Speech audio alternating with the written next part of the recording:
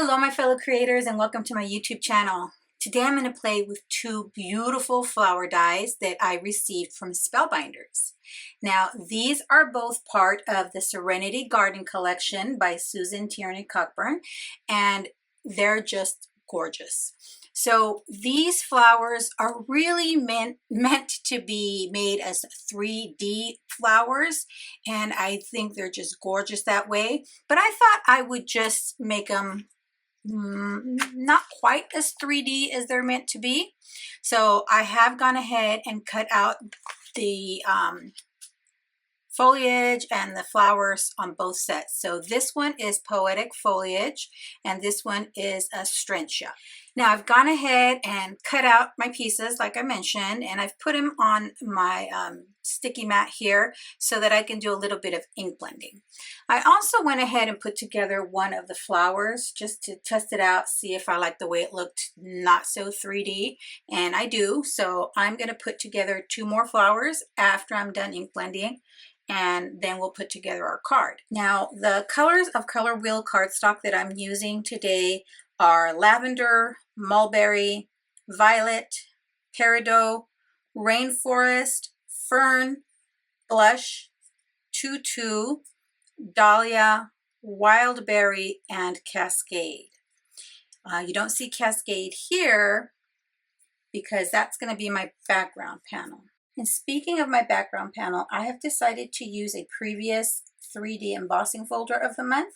So I'm using the October 2025 3D embossing folder of the month, which is Brick by Brick.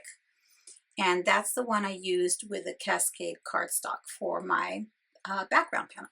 Now the inks I'm going to use to do my ink blending on my flowers are all Gina K inks. So I'm using Passionate Pink, Slate, Kelly Green, and Plum Punch. So let me play a little bit of music as I finish assembling my flowers.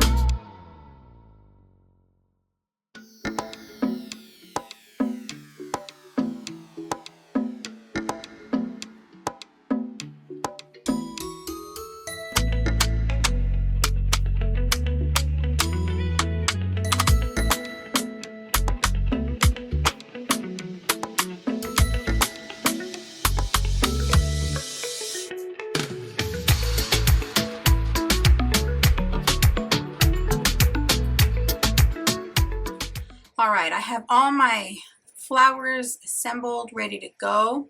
So I have a top folding A2 card base. And here is my panel that I embossed using that 3D embossing folder. It is the brick by brick. So before I ran this Cascade cardstock through the embossing folder, I did go over the folder with this slate ink from Gina K Designs. And then I ran it through my Platinum 6, and this is the result. Isn't that pretty? So this is what I'm going to go ahead and attach to my card base, but I am going to trim it down just a bit first. So I'll go ahead and attach it to my card base using some liquid glue. Because this is an embossed panel, I want to be sure it sticks to my card base, so liquid glue usually does the trick because it'll get in to all the creases and crevices of the embossing.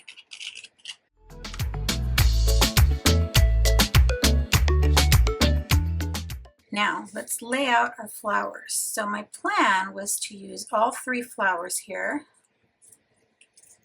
and I cut them out of those different shades of cardstock. They're all Colorwheel cardstocks.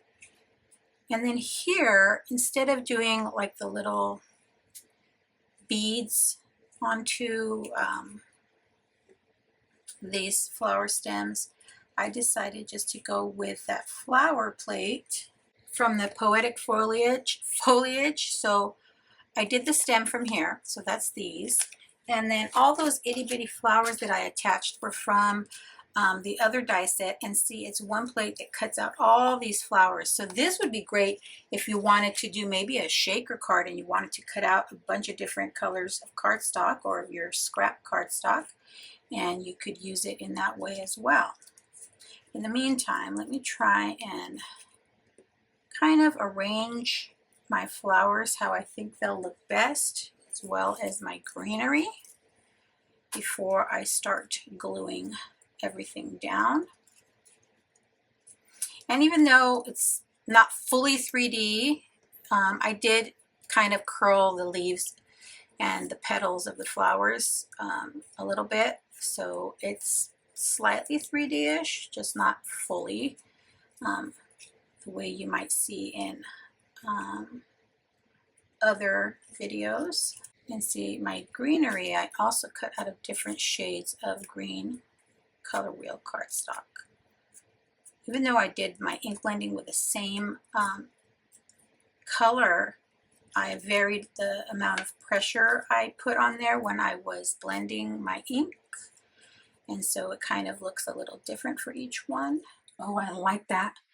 Okay, let's hope I can get everything down the way I just laid it out, because I'm not going to go in here with any press and seal or anything else. I'm just going to try and remember where I have everything placed.